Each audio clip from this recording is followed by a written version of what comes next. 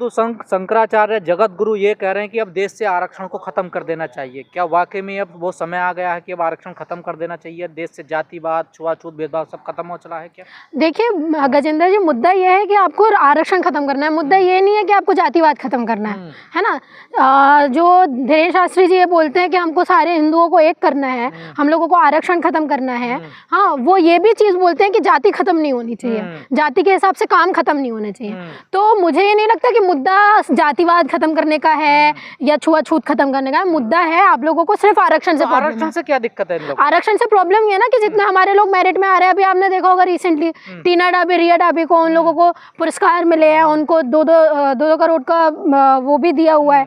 तो ये प्रॉब्लम है, जो लोग मेरिट में आते हैं वो लाइमलाइट लेते हैं, हमारे लोग क्वालिफाई करते हैं, ठीक है। वो जो लोग ये बोलते थे कि हमारे लोगों को पढ़ना लिखना नहीं आता, हमारे लोग बेबुनियादी बातें करते हैं, उनके ऊपर थप्पा है इस चीज का। जगत गुरु जो है रामभद्राचार्य, वो नहीं चाहते कि जो SC ST कम्युनिटी है वो आगे बढ़े? बिल्कुल नहीं चाहते। अरे चाहते होते तो वो ये थोड़ी चीज बोलते कि आरक्षण खत्म करना है। और मैं तो ये भी बोल रही हूँ, आप आरक्षण में ये चीज देखिए कि बैकलॉग कितना है, आप ये भी तो देखिए, पूरी तरीके से इम्प्लीफाई ही नहीं हो रही है वो चीजें, तो आपको आरक्षण से दिक्कत क्या है? और जो 3000 साल का आरक्षण आप लेके बैठे हो, वैदिक आरक्षण, उसका क्या? 3000 साल से तो एक वर्ग के ऊपर, एक कम्युनिटी के ऊपर आरक्षण है ना।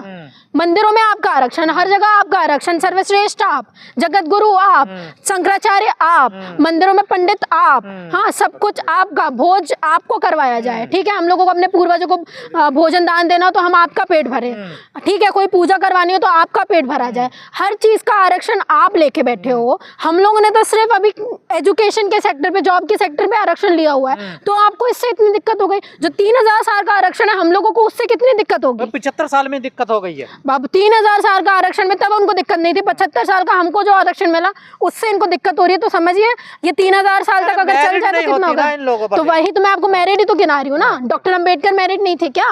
जो आज भी उनकी जो स्टेचू है कोलंबिया यूनिवर्सिटी में लगी हुई है, बड़े बड़े प्रोफेसर उनकी बातें करते हैं, वो नहीं थे मेरिट।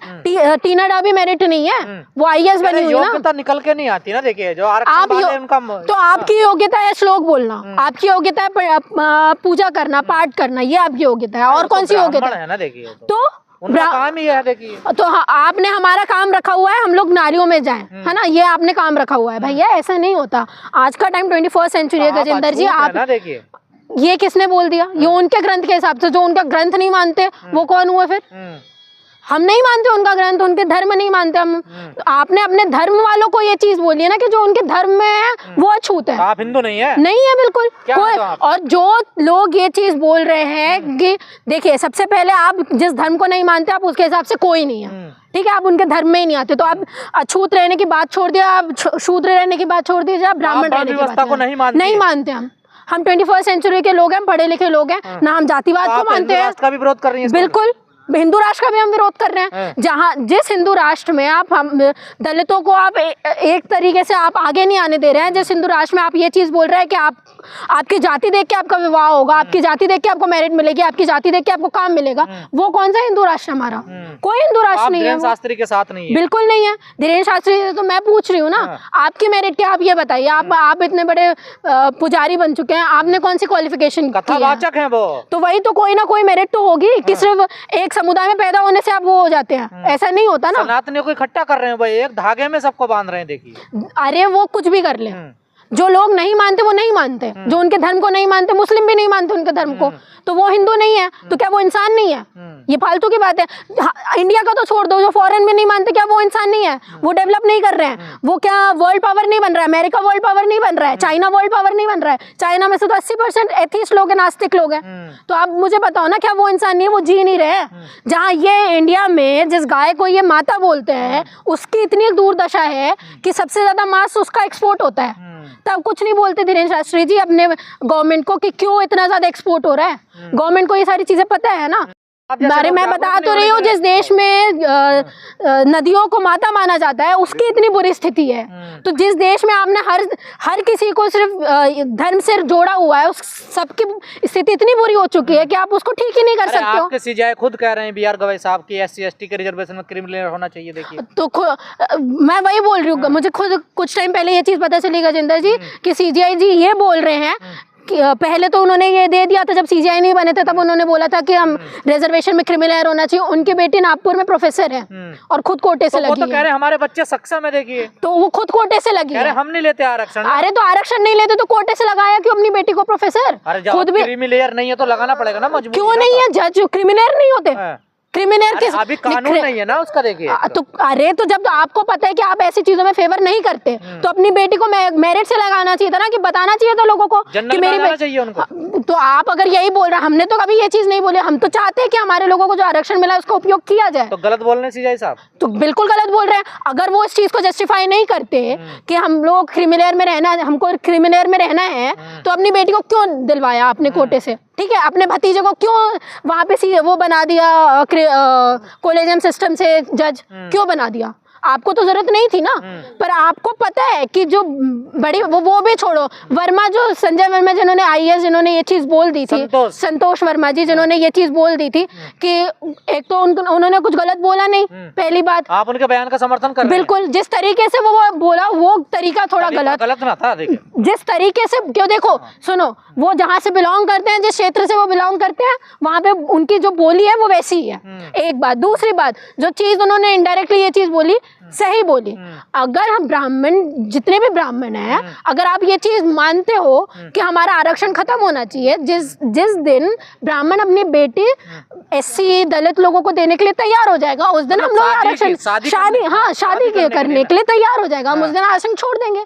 तो उसमें खत्म हो जाएगा उस दिन आरक्षण हम छोड़ देंगे। लेकिन आप वो नहीं करना चाहते ना, और उनके अगेंस्ट में मध्य प्रदेश में इतने प्रोटेस्ट होने की आप पूछो मत।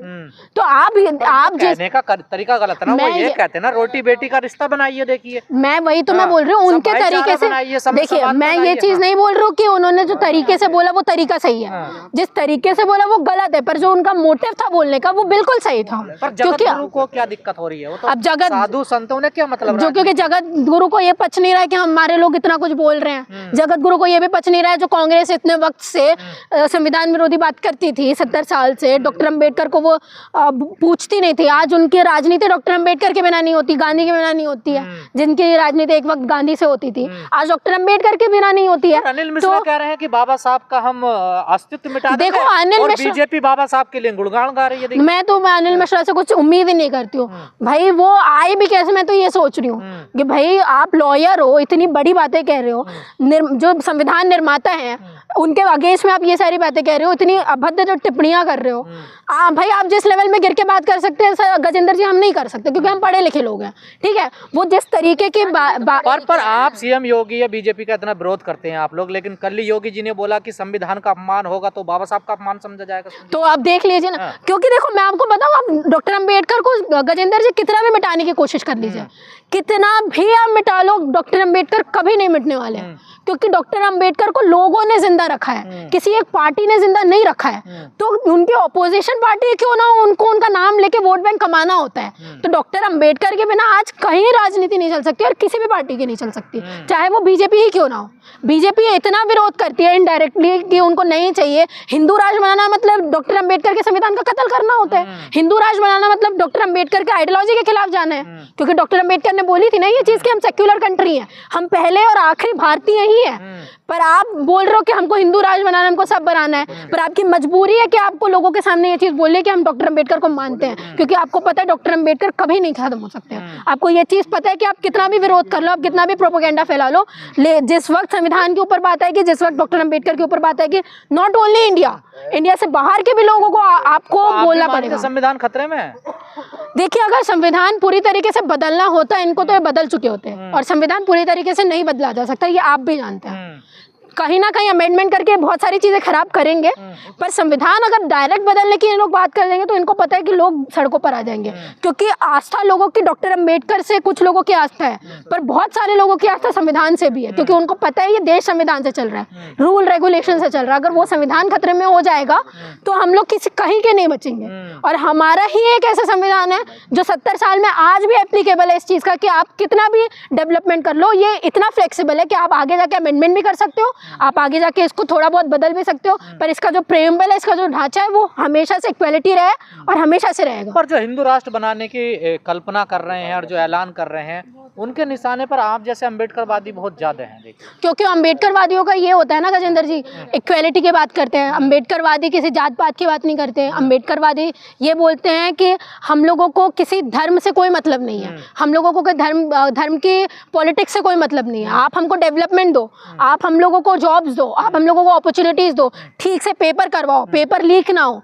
तो ये सारे जो मुद्दे हैं, अगर आप किसी को भी ये चीज़ बोलोगे कि हम लोगों को मुद्दों के ऊपर पॉलिटिक्स करनी है, तो वो कैसे करेगा जो आज तक सिर्फ अपनी राजनीति और अपनी राजनीति की जो रोटियां जो आज तक सेकता आ रहा है, वो धर्म के साथ में है। हिंदू राष्ट्र पे इतना ज्यादा जोर क्यों है? स्वास्थ्य की बात कोई नहीं करता, रोजगार की बात कोई नहीं करता, शिक्षा की बात कोई नहीं करता। वही तो मैं आपसे पूछ रही हूँ ना, मैं सवाल सरकार से हमारा हमेशा से तो यही है, जब देश हम लोगों को डेवलप करना है तो आपके धर्म से देश डेवलप नहीं होने वाला ना। धर्म हमेशा निजी चीज होती है। आपने डेवलपमेंट की बात नहीं की, आपने जॉब्स की बात नहीं की, आपने लिटरेसी रेट की बात नहीं की, कितनी लिटरेसी खत्म होती जा रही है। आप विमेन के एजुकेशन की बात नहीं करते। आप एक तरफ तो विमेन रिजर्वेशन बिल पास कर देते हो, पर इसको एम्पलीफाई नहीं करते हो, ठीक है, सारी मेजोरिटी होने के बाद भी। हर जगह आप लोगों की पूरी पॉलिटिक्स है ना। अब बिहार में भी आप लोग आ चुके हो, हर मध्य प्रदेश में भी आप लोग हो, हर जगह नॉर्थ में तो आप लोग छाए हुए हो, सब आप लोग कर सकते हो। पहले आप दिल्ली के लिए ये चीज़ बोलते थे कि दिल्ली की सरकार जो आम आदमी पार्टी है वो हम लोग को काम नहीं करने देती। अब सेंट्रल गवर्नमेंट आपकी, स्टेट गवर्नमेंट आपकी, दिल्ली में आप लोग को करवाना चाहिए ये सारी चीज़ें, लेकिन आप नहीं करवाते हो। बस्तियाँ उजाड़ रहे हो आप लोग, बुलडोजर चला रहे हो आप लोग हर जगह, ठीक है। 200 दलित बस्तियों में घर तोड़ा जा रहा है, 200, ठीक है। आपको पता होगा बिहार में तो। और यूपी में योगी जी तो अपना अलग ही चल रहे हैं भाई, उनको तो किसी से मतलब ही नहीं है, लॉ एंड ऑर्डर से कोई मतलब नहीं है। तो सीधे सीधे आपको डेमोक्रेसी खत्म करनी है, लोकतंत्र खत्म करना है, आपको न्यायपालिका खत्म करनी है, आपको पुलिस खत्म करनी है, आपको बुलडोजर राज से अपनी चलानी है, ठीक है। धर्म की राजनीति करके आप लोगों को सत्ता में रहना है, धर्म की राजनीति करके आप लोगों को 3% लोगों के हाथ में पूरा कैपिटलाइज करना है सब कुछ, ठीक है। अडानी जी, अंबानी जी को एक रुपए की लीज पे पूरा बिहार का पूरा प्रॉपर्टी मिल जाती है, तब कोई कुछ नहीं बोलता। तो ये सारे सवाल हैं, ये सारे सवाल का जवाब कौन देगा? आप ही तो दोगे। और लोकतंत्र में हम लोगों को ये आज़ादी है कि हम लोग सवाल कर सकते हैं और सवाल का जवाब आपको देना है।